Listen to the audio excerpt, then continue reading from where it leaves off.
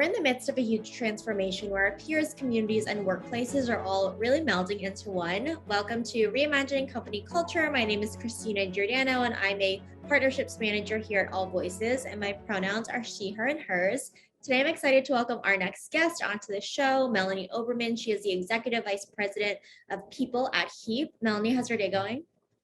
It's great. I'm super excited to chat with you today.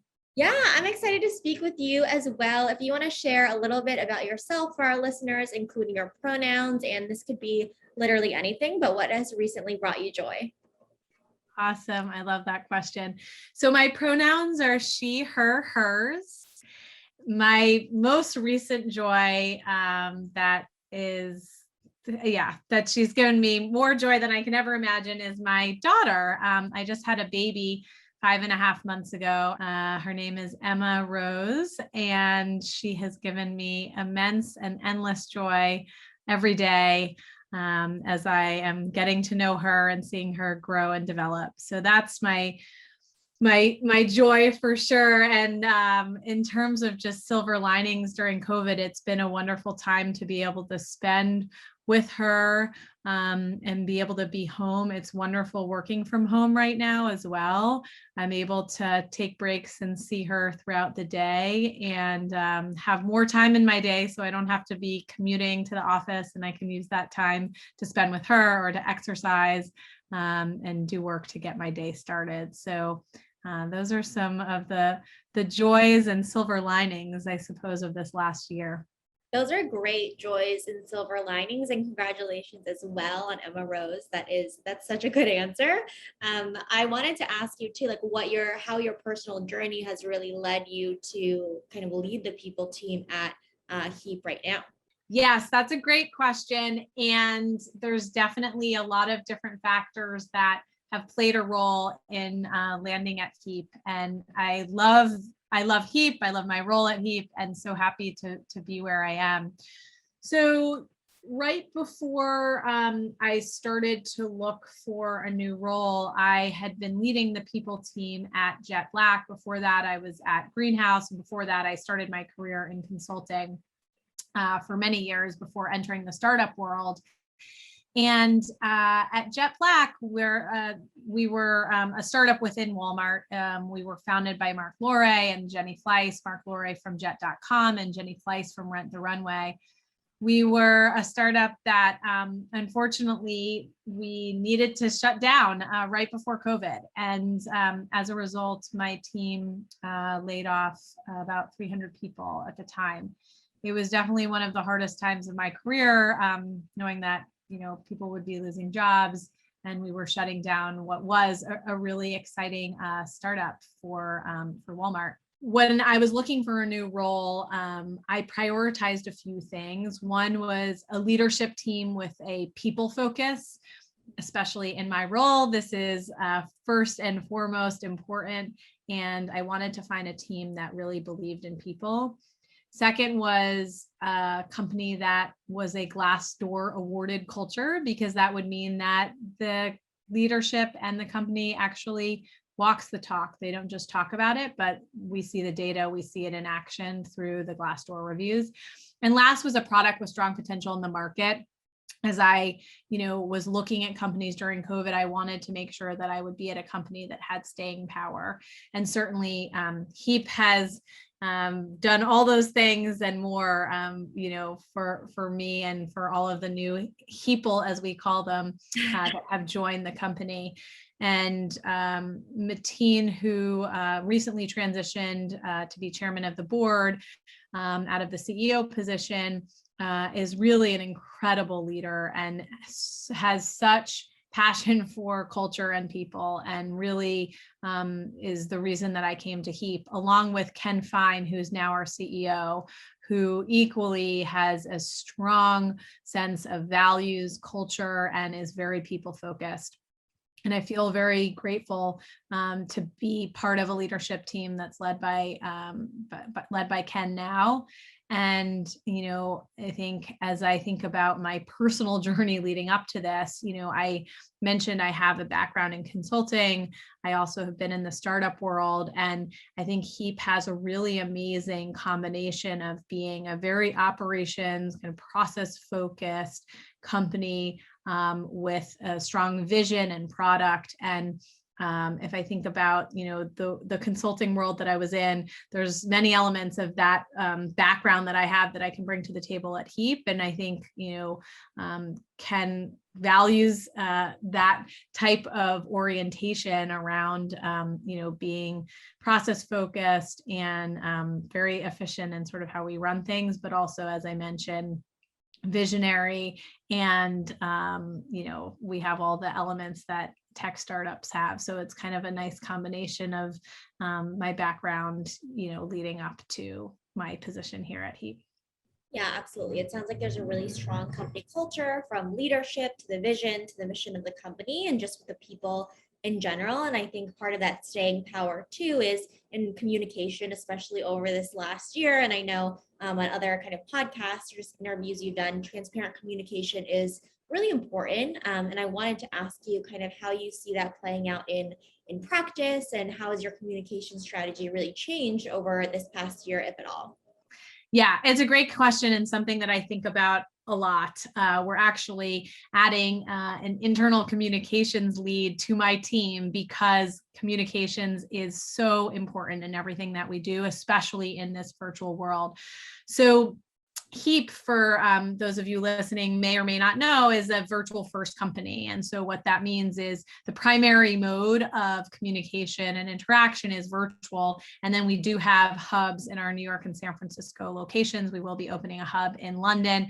And then we meet up as departments and as a global company throughout the year as well. And so during the time that we're not in person, our asynchronous communication is so important. And with that, we're coming up with new ways to do that more effectively. We're looking at, how do we do meetings better? What are ways that we can make sure that we're setting agendas, that we're using templates that help us to collaborate asynchronously during our meetings. And we have an initiative around that so that we're helping all of our leaders of meetings run those meetings more efficiently. Because as you all know, Zoom fatigue is real, and having more meetings than we need is not something we want. So we're trying to make those meetings as efficient as we can. So that's one area that we're really focused on. Another is just the cadence in which we actually run our all company meetings. So it's important that we all get together on a regular basis, and we do that. We have our engineering, our product and design team get together on a monthly basis. We have our sales, our marketing, customer success, et cetera, get together on a monthly basis. And then we also have an all company, all hands meeting once a month. We had actually, at the beginning of COVID, had more regular all hands meetings, and we realized that actually we were probably over rotating on that. And so we're trying to figure out now how to have very meaningful, less frequent all hands meetings, and then do more communication asynchronously and on a department and team by team basis as well. So we've had some learnings around that. I think there's definitely a balance we're all trying to figure out between Zoom and asynchronous communication, with a heavy focus for us on more asynchronous communication where we are documenting everything that we possibly can. We use Confluence for our intranet, and we document all of our processes, our policies on that. We also will answer, for example, our anonymous AMA questions that we will answer during all hands. We do it live, but we also do it in Slack. So we're trying to make sure that everyone feels included, no matter whether they're able to attend the meeting or not. And so we're figuring all this out as we go. We don't have it all solved, but we also have kind of an experimental team that we've set up to try out different things throughout this quarter and next. We're looking at having, we've been doing no video Wednesdays as one experiment to see how that goes. And we have a bunch of other things kind of in the works that we're going to try out so that we can make our virtual experience as excellent as possible as we, adapt to this new world. Yeah, I love No Video Wednesdays because I was just talking to someone the other day and we were discussing how it's very unnatural to look at yourself for hours on a day in the Zoom box. And like you said, Zoom fatigue is definitely really real. And it sounds like there's a lot of different strategies and just, testing of different things to make sure that folks definitely feel like they are welcome and included in the meeting too, and just at the company at large as well. I also wanted to ask around kind of Heap's diversity, equity, and inclusion strategy, but first, your opinion on what is really important to make sure that folks feel like they are psychologically safe in the workplace, especially in like a virtual first environment, and like that culture of feedback is strong. What are your thoughts there? It's interesting using the word like psychological safety, because that's something that we use a lot at Heap. And we've actually had managers run psychological safety focus groups with their teams to really dig into this and create more understanding and support as well for our teams. I think the most important thing as we think about an inclusive culture is making sure that employees feel heard and that we're responding. And, a big part of our job as people leaders is just to listen and understand, and then figure out how to respond to that. And so as we think actually about psychological safety, this was an element as we were looking at our inclusion scores that was a little bit low for us. And so we've really tried to lean into creating a more psychologically safe environment and doing that on a team by team basis so that we're empowering our managers to, spend time and be vulnerable with their teams on this topic. And we're actually going to be doing some follow-up sessions in the coming months on that.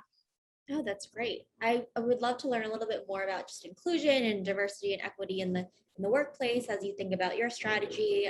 Like you said, just like testing out different things to make sure that new folks and people who have been in the company for a while feel like they are part of this one big kind of team. As we think about diversity, equity, and inclusion, from a diversity perspective, we kind of think of that as all the things having to do with hiring. So from diverse sources to unbiased interviewing, we're partnering with a few different organizations like Fairy Godboss and Jopwell and others to help us with our sourcing efforts so that we can bring in more diverse candidates and ultimately hires. On the equity front, that's more of the like policy and programmatic work, things like fair compensation, fair performance reviews. We've done a lot of work around making our performance reviews more equitable, more fair across the board.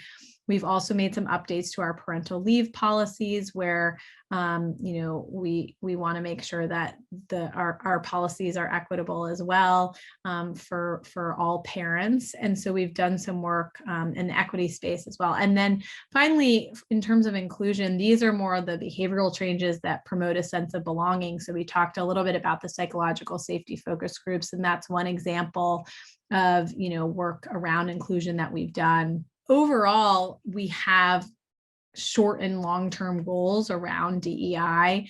Short-term, we are more focused on things like structured hiring, partnerships, as I mentioned, with relevant organizations around sourcing, more structured performance management, supporting parents, psychological safety focus groups, et cetera.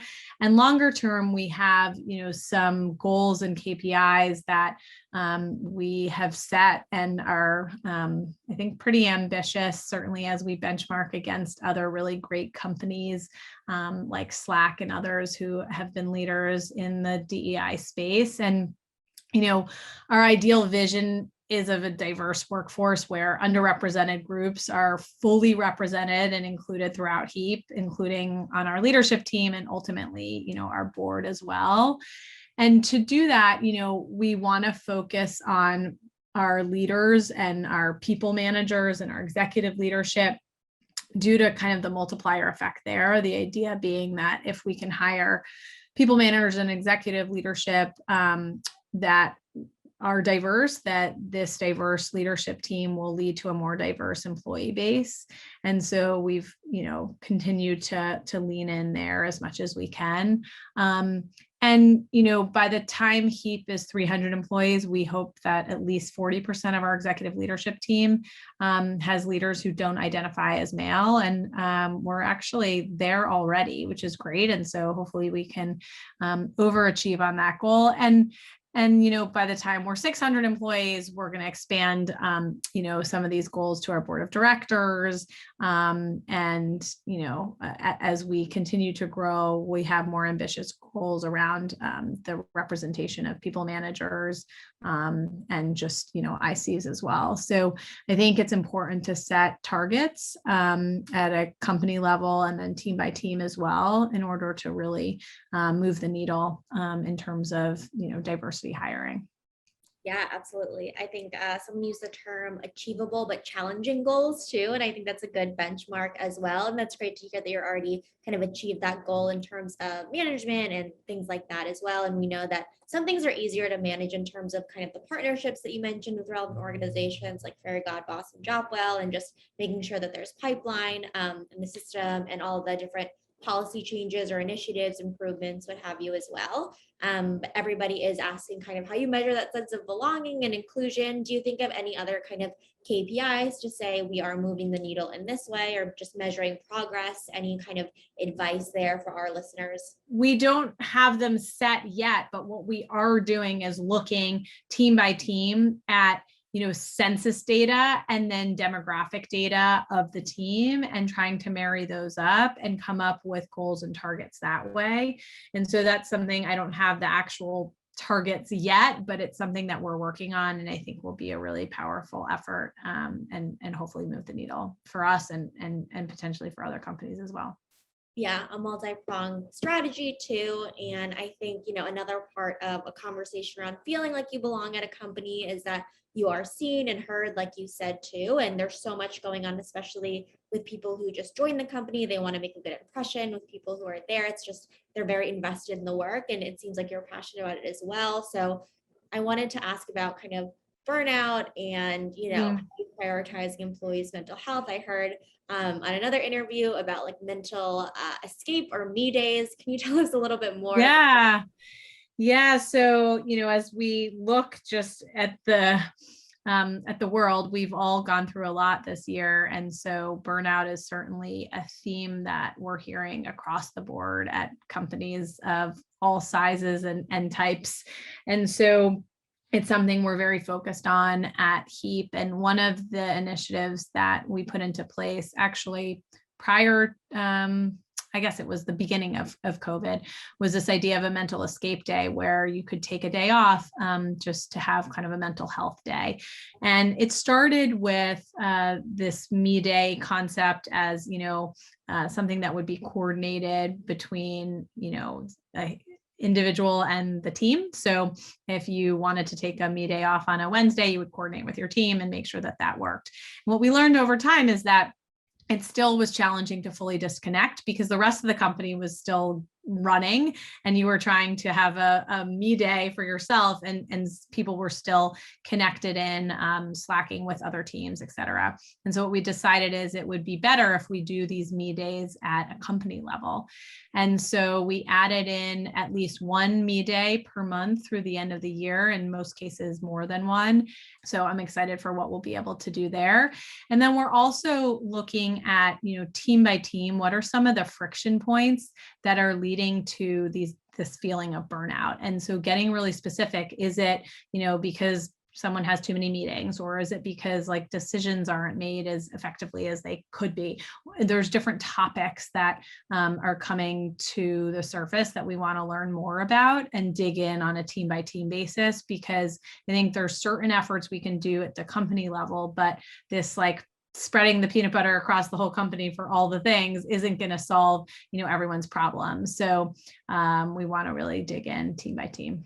Yeah, absolutely. I think team culture is, a definitely important segment of overall company culture, and how you feel like you are contributing to the company, and your manager is a huge part of that as well, in terms of like who you interact with on a daily basis or weekly basis too, one-on-ones and just team morale. And you mentioned earlier around leaders like really leading with vulnerability and empathy, and trainings around there. In your opinion, for effective management, how do you really train managers to be effective? I feel like I say there's born like leaders, there's born visionaries. Yeah.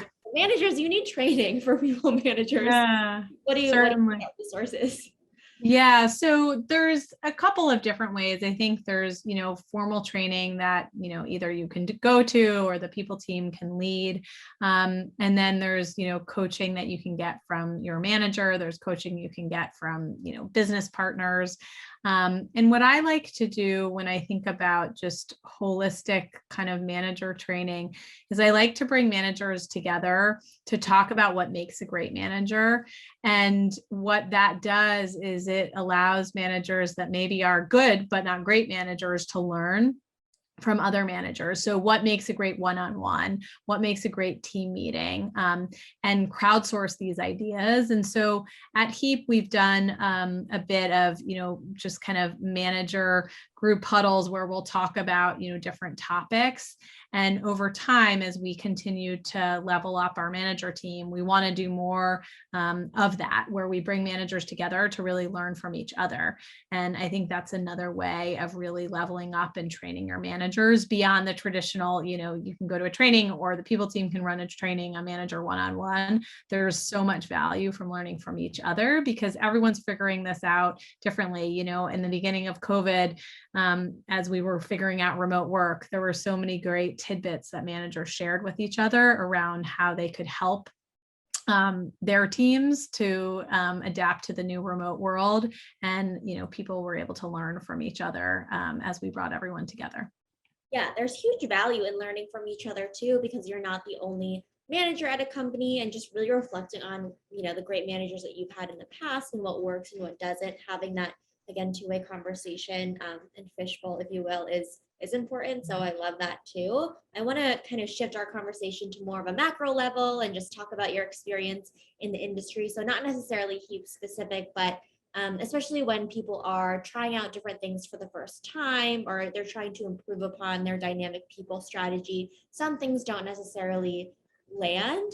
What are common kind of mistakes that you've seen in the employee experience, maybe with the utmost best intentions, but again, didn't kind of meet the expected goal?